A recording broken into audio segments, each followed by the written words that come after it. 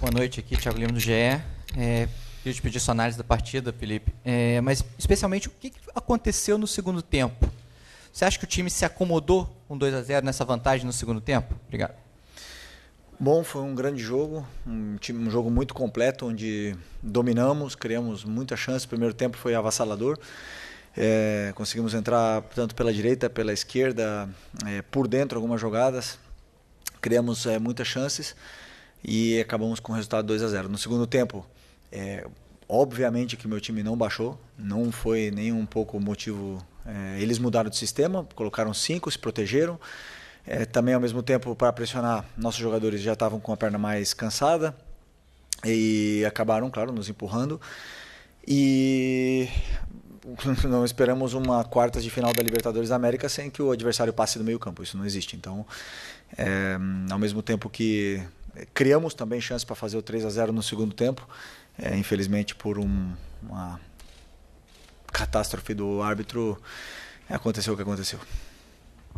Felipe, aqui à sua esquerda, Renan Moura da Rádio Globo CBN.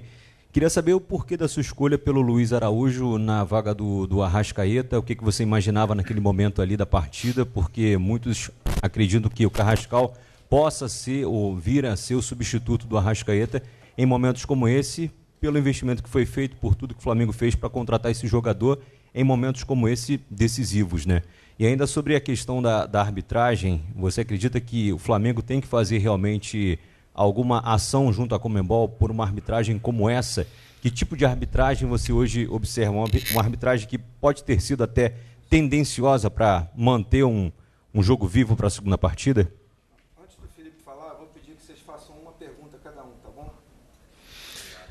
Ok, a escolha do Luiz Araújo pelo Arrascaeta e do Bruno Henrique pelo Pedro, porque naquele momento nossa equipe estava perdendo o domínio do jogo, estava perdendo o território, com a bola eles estavam muito bem, sem bola já não estavam voltando do mesmo jeito que estavam no começo do jogo, e nosso time começou a sofrer. Então optei por colocar pernas. Para mim, não importa se o jogador custou 100 milhões ou se é da base. Eu coloco o que eu acredito que seja melhor para a equipe. E não importa também se ganha 5 mil ou se ganha 5 milhões. Vai jogar o que eu achar que é melhor para a equipe naquele momento. Então eu não penso porque o clube gastou mais ou gastou menos. Eu acho que naquele momento eu acreditei que com o Bruno e Plata pressionando, nós iríamos recuperar esse domínio territorial, conseguiríamos pressionar melhor e com o Luiz também, que consegue ter perna para fazer toda essa ala que a gente estava precisando, que o Varela já estava precisando de ajuda. E assim foi. Nosso time já estava bem outra vez, estava saindo e conseguindo pressionar melhor o time deles. Não estávamos sofrendo em nenhum momento, mas como eu falei, né? Infelizmente o árbitro errou. Boa noite, Felipe. Aqui, Sidão Marinho da Eleitoral News. Queria falar também da arbitragem, porque pelo que aconteceu hoje, não sei se você vai querer adentrar em relação a isso. Tiveram vários lances que a arbitragem interferiu no jogo, a expulsão do Plata de forma equivocada. Tem um possível toque de mão no gol também do Estudiantes, que fez o primeiro gol para deixar a partida viva para a volta. E ainda teria uma conversa do quarto árbitro com o Estudiantes para tirar um jogador que estava fazendo muitas faltas dentro do gramado. Como você recebe isso, a sua maneira de ver toda essa arbitragem que teve dentro do campo, de que maneira você vai trabalhar com jogadores também para o jogo da volta? Porque é na Argentina e a tendência é que isso seja intensificado. Obrigado. Pois é, infelizmente hoje o árbitro quis ser protagonista do jogo. E o árbitro que quer ser protagonista, ele apita desconcentrado, ele não olha os lances que tem que olhar. Você citou alguns, mas tem um pênalti do Lino no primeiro tempo, existem várias faltas com cartões amarelos, uma arrogância, uma prepotência extrema com os nossos jogadores e uma permissividade muito grande para o time deles. E essa arrogância, essa prepotência do senhor Andrés leva com que várias famílias hoje saiam daqui prejudicadas, né? Um trabalho todo sendo feito prejudicado por um árbitro protagonista. E a única coisa que eu gostaria é um pedido de desculpas e reconhecer o erro, né? Reconhecer, porque todo mundo erra, eu também erro. Se ele reconhecesse o erro que ele fez, que cometeu, para mim tá tudo certo, mas já sabemos que isso não vai acontecer. né? Então, não, eu vou continuar. Mas não muda nada, porque, como eu falei para meus jogadores, nós vamos ir para ganhar o primeiro jogo e da mesma forma que foi contra o Inter, vamos ir para vencer na casa deles. É o nosso objetivo. Independente do resultado, hoje foi 2-1, poderia ter sido 1-0 para eles, poderia ter sido empate. A gente tem que ir para vencer todos os jogos e vamos fazer isso. Boa noite, Felipe. Aqui. Sim. Natália Brasil, Rádio Roquete, Damas do Esporte. Só complementando o que o amigo perguntou agora sobre a arbitragem, ele até falou na pergunta dele, mas na sua resposta você não especificou esse fato ocorrido, que o repórter que estava em campo, da detentora de direitos, trouxe a informação de que o quarto árbitro havia informado ao treinador argentino para que ele fizesse uma substituição, porque o jogador dele corria risco de ser expulso pelas entradas que estava fazendo, e que os jogadores do Flamengo teriam até mesmo cobrado, né, sobre isso. Então, eu queria saber se, de fato, vocês tiveram acesso a essa informação. E, questionado aqui, ele disse que foi apenas uma confusão entre quem teria, de fato, levado o cartão amarelo. Eles acharam que era o camisa 11, mas, na verdade, havia sido o camisa 4. Então, eu queria saber um pouquinho mais sobre esse fato especificamente. Eu não escutei, sinceramente. O que aconteceu, não vi. Se isso aconteceu, não sei nem o que falar. Não sei nem o que falar. Eles que têm que explicar. Gostaria muito que saíssem para explicar como um juiz pode ter tanta vontade de expulsar um jogador do jeito que ele expulsou o Plata. Isso está na minha cabeça, não sai. E eu gostaria muito que eles pudessem explicar. O que eu espero é que esse árbitro não apite a Libertadores daqui para frente e futuramente. Nossos jogos, Deus o livre.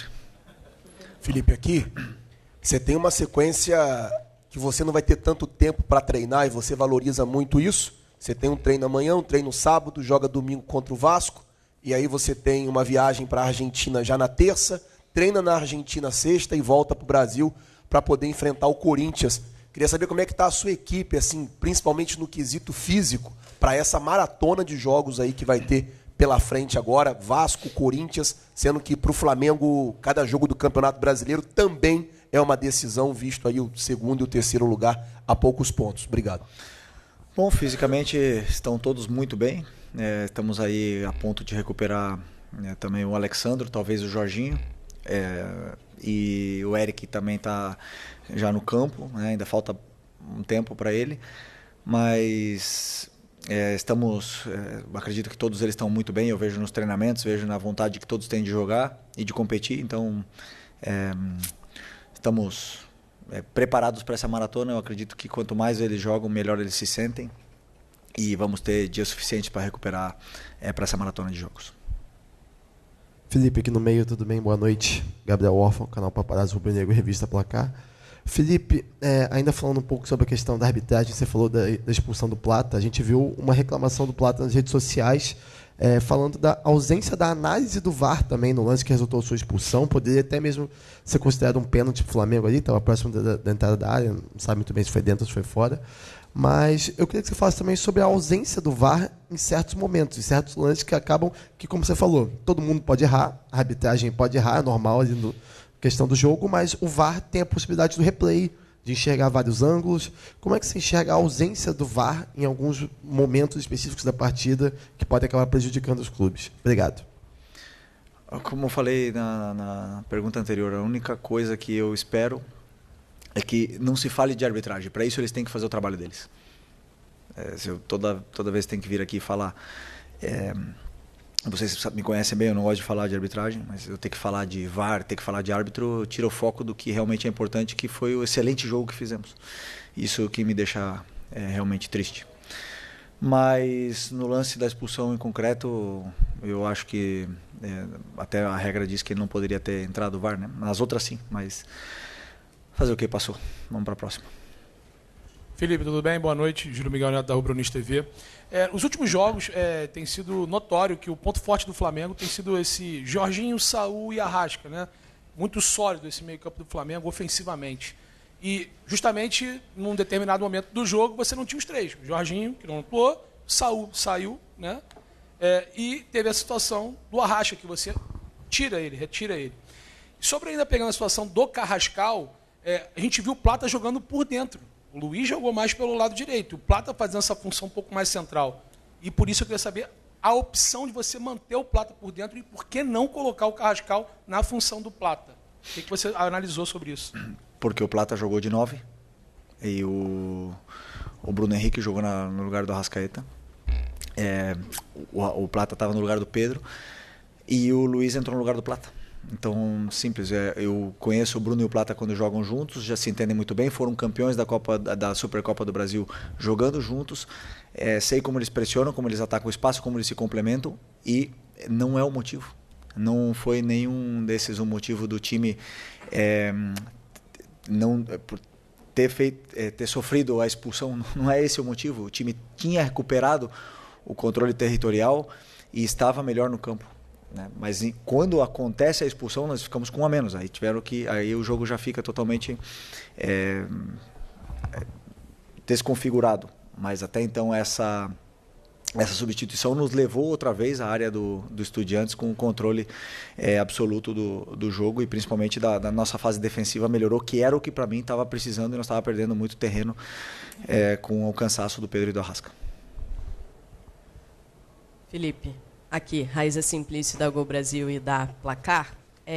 O técnico do Estudiantes, né, ele falou sobre o início de jogo do Flamengo, que foi muito bom, o Flamengo pressionando, e ele destacou que o Flamengo que a pressão do Flamengo em si não surpreendeu, porque é um time que sempre pressiona, mas que a precisão do Flamengo surpreendeu no início do jogo. O Flamengo fez os 2 gols, poderia ter feito 3, 4 no primeiro tempo. E aí ele diz que tamanha facilidade que o Flamengo encontrou no início do jogo pode ter feito com que mentalmente, né, os jogadores do Flamengo depois baixassem um pouco. Ele falou que no entendimento deles pode ter acontecido. Eu queria saber de você se de fato isso pode acontecer, ter acontecido no decorrer do jogo. Né, dentro de campo, os jogadores acham que estão encontrando mais facilidade, aí baixam um pouco. Se você acha que foi isso que aconteceu ali em boa parte do segundo tempo do Flamengo, o que você entende que aconteceu para baixar um pouco antes da expulsão, claro? Sim, já expliquei na outra. Ele mudou de sistema e o nosso time estava preparado para marcar de uma forma e ele mudou de sistema no segundo tempo até os jogadores se encontrarem, entenderem como pressionar. Ele ganhou. Os jogadores ganharam tempo, conseguiram sair da pressão com mais facilidade, mas mesmo assim, esses mesmos jogadores criaram 3 chances de gol, 2 claras e uma terceira ou quarta ali com o Plata e com o Lino, também chances de gol para poder fazer o terceiro no segundo tempo. E não sofremos defensivamente, né? E já começávamos a sofrer depois com o cansaço, mentalmente não. Felipe, Isaac do Flavoz, na mesma situação que a Raíssa colocou da fala do treinador, da questão do mental, ele também disse que o mental dele é forte, que vai usar muito isso para poder virar o jogo na volta. Como é que está o mental do Flamengo? Porque ele falou do mental dele. Puder falar um pouquinho do mental do Flamengo, ainda mais depois de uma situação infeliz como essa, da arbitragem, com aquela situação do Plata não querendo nem sair do campo. Como é que está o mental do Flamengo para enfrentar os Estudiantes lá? Conhecemos bem os argentinos e como eles são competitivos e como eles lutam por cada centímetro do campo. Normal que o mental deles sempre esteja forte porque é da cultura, né? Mas o nosso time, sabemos que fizemos um grande jogo.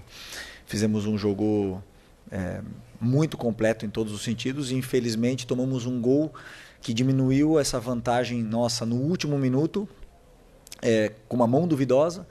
Mas os jogadores sabem bem o que fizeram. Nosso mental tem que estar o melhor possível para jogar contra o Vasco nesse final de semana, para poder tentar fazer um jogo e continuar na nossa caminhada. Como eu falei para vocês, esse grupo tem muita ambição, é um grupo muito ambicioso e querem fazer história. E vamos continuar trabalhando para isso. Felipe, Simon Ledo, do Coluna do Fla. A minha pergunta ainda é uma sequência sobre isso. A gente viu o Danilo, por exemplo, se negando a apertar a mão do árbitro no final, né? E a gente imagina como os jogadores devem estar revoltadíssimos lá dentro. Se nós aqui já estávamos comentando isso, é natural que eles, que são envolvidos direto, estejam bastante chateados. A gente sabe que a pressão lá na Argentina costuma ser bem pior ainda, né? E os árbitros tendem a ser ainda mais caseiros. O que você pretende fazer para que trabalhe esse lado emocional do grupo e que eles consigam lidar com isso lá? Continuar jogando da mesma forma que viemos jogando todos os jogos desde o começo do ano. Jogando futebol. Dentro do campo são os mesmos metros, os mesmos jogadores e nós temos que ganhar jogando futebol, mais nada. E sei que a minha equipe vai para fazer isso. Vamos tentar fazer um jogo perfeito do mesmo jeito que foi aqui para tentar vencer. Oi, Felipe aqui, David Sharp do Antenados na Jogada. É incontestável a arbitragem, o quanto atrapalhou, não tem como dizer o contrário. Mas assim, o Flamengo poderia, como você mesmo disse, fazer mais gols no primeiro tempo, teve pelo menos mais uma chance clara e meia, digamos assim. Só que depois disso fez o segundo gol muito cedo, com 9 minutos. Teve mais 2 chances e a partir dos 30 eu vi que talvez tenha se acomodado um pouco, não sei se você tem a mesma visão, inclusive não estava marcando nem tão alto e nem tão baixo, deu uma recuada, mas em alguns momentos não estava pressionando tanto. Queria que você comentasse isso, se concorda ou não, e principalmente se pudesse comparar em relação às goleadas que o Flamengo deu no Campeonato Brasileiro, por que não foi parecido, sendo que é um jogo de Libertadores e o saldo faz tanta diferença nessa eliminatória? Porque quartas de Libertadores. E tem um time que chegou nas quartas da Libertadores e está entre os 8 melhores da América. Não existe jogo fácil, né? Realmente, você falou, nos primeiros 30 minutos, praticamente um amasso e tudo mais. E os jogadores cansam. E os jogadores adversários também reagem e mudam e se adaptam e começam a entender um pouco melhor o jogo e trocar as marcas que eles tinham e começam a se ajustar dentro do campo. E claro que eles vão jogar, obviamente, não esperávamos outra coisa. Vou fazer outro exercício. Se tivesse começado tomando gol com 1 minuto e virado no último minuto, agora estaríamos aqui super felizes e tudo mais. Então o resultado final é o que ficou, mas o que foi feito no campo não me engana. Tudo que foi feito no campo hoje foi tudo planejado. Os jogadores entenderam a perfeição, tiveram, como o teu companheiro falou, né, sobre tecnicamente estar praticamente perfeitos. E esse é o caminho. Temos que continuar do mesmo jeito para poder vencer lá. É o único caminho. Felipe, Gil Carvalho, Rádio Superando Gigantes Esportes, muito boa noite, parabéns pela vitória. Ô Felipe, eu observo que nós somos o único país da América do Sul a falar português. São 12 países, 11 falam espanhol, o Brasil é o único país que fala português. Quando a gente pensa num formigueiro, né, a gente vê o Brasil e os outros países. Você acha que é possível que esse formigueiro talvez esteja se armando, porque os protagonistas do futebol na América do Sul ultimamente têm sido os clubes brasileiros? Qual a sua opinião sobre isso? Não, nada disso. Na minha opinião, vai ganhar o melhor. Essa é a minha opinião. Jamais estaremos falando aqui de uma manipulação, isso não existe no futebol. Na minha opinião, existem erros graves e onde os que erram têm que pagar as consequências, né? E isso é uma coisa que acontece. Mas vamos ver o que vai acontecer no final dessa Libertadores, mas nós vamos lutar até o último segundo porque queremos muito chegar nessa final. Aqui, Felipe, boa noite. Marcos Martins, do canal da QSRN. Você ressaltou na última coletiva a importância do Jorge Carrascal, principalmente como uma reposição, um substituto para o Arrascaeta. Hoje você acabou substituindo o Arrascaeta e não utilizando o Carrascal. Queria a tua avaliação em cima disso. Talvez o jogo não precisasse do Carrascal para uma maior retenção de bola no meio campo, mais criatividade. Não é uma crítica ao Luiz, até porque não foi por essa razão que o Flamengo sofreu o gol, evidentemente, mas só a sua avaliação em cima não ter utilizado o Carrascal no jogo de hoje. Porque o Plata foi expulso. A próxima troca provavelmente seria uma delas, né? Seria o Carrascal pelo Plata, o Bruno iria jogar de 9 e o Carrascal jogaria ali. Naquele momento em concreto, repetindo pela terceira vez a mesma coisa, eu procurei pressionar o adversário. Não era controle de jogo, era pressionar e ganhar território novamente, não deixar eles ficarem confortáveis com a bola. E para mim, os dois que melhor pressionam, os três que melhor pressionam dessa equipe estavam no campo: Luiz Araújo, Plata e Bruno Henrique. Esse foi o motivo. Depois, com a expulsão do Plata, já tive que colocar o Danilo. para tentar segurar e fechar todos esses cruzamentos e ele não pôde entrar. Felipe, boa noite aqui. Eric Viana, do Mundo Bola Flamengo. Apesar do fato da arbitragem ter condicionado esse jogo, principalmente ali na parte final, a gente viu algumas reações, um certo descontrole ali do time do Flamengo. E queria te perguntar, então, se esse certo descontrole poderia ter custado mais caro para o time do Flamengo para esse jogo de volta. Eu queria te perguntar se isso te preocupa para o jogo de volta, esse tipo de reação que os jogadores podem ter nesses momentos. Obrigado. Não perdemos ninguém para o jogo de volta, né? Só o Plata, né?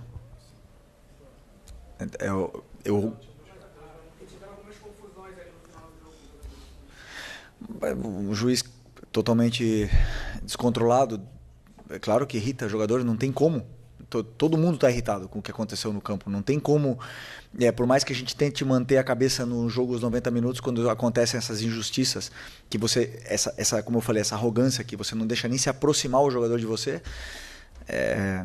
claro que essas coisas vão acontecendo.